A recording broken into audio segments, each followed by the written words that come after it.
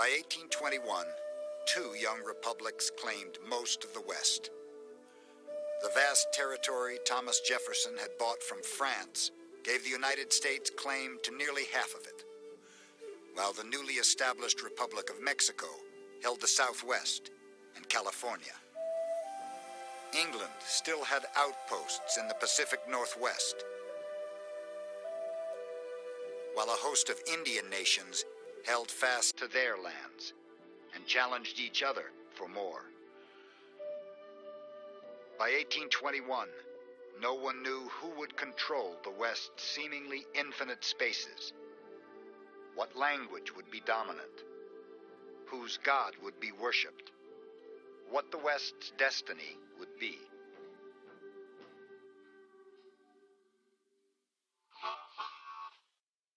But the Americans were already moving west, content at first to make their way in other people's worlds.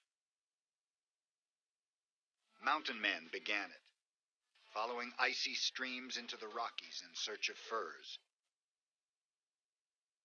while others, who called themselves Latter-day Saints, fled to the west, hoping to find sanctuary. A devout young woman from upstate New York, who hurried west to save the souls of Indians, in the end could not even save herself. A Tennessee politician, whose career was ruined by drink and scandal, would get a second chance in the Mexican province of Texas.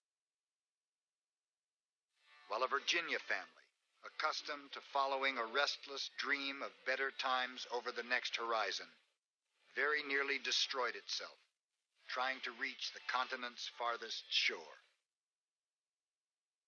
But regardless of their reasons for going west, once they got there, the Americans soon determined to make the West, all of it, their own. Cherokee, one of many peoples from the East, forced into the West by the federal government. No Eastern tribe had struggled harder or more successfully to make white civilization their own. For generations, the Cherokee had lived side by side with whites in Georgia. They had devised a written language, published their own newspaper, adopted a constitution.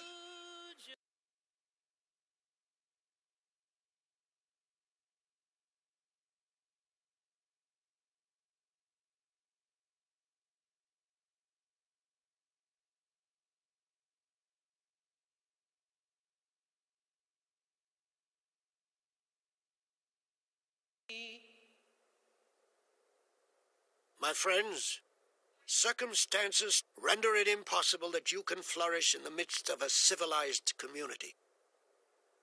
You have but one remedy within your reach, and that is to remove to the West, and the sooner you do this, the sooner will commence your career of improvement and prosperity. Andrew Jackson. Early in the 1830s, Congress had created a huge new Indian territory, which was to stretch from Texas to the middle Missouri River. It was meant to be a barrier to white expansion, a place the Indians were promised they would have to themselves forever. Another way in which the West was going to solve America's problems was that it looked like the place where you could put Indians. There's all that space. Put them there. Move them to the West. Take them across the Mississippi River, and posterity can figure this one out. Posterity can inherit our dilemma.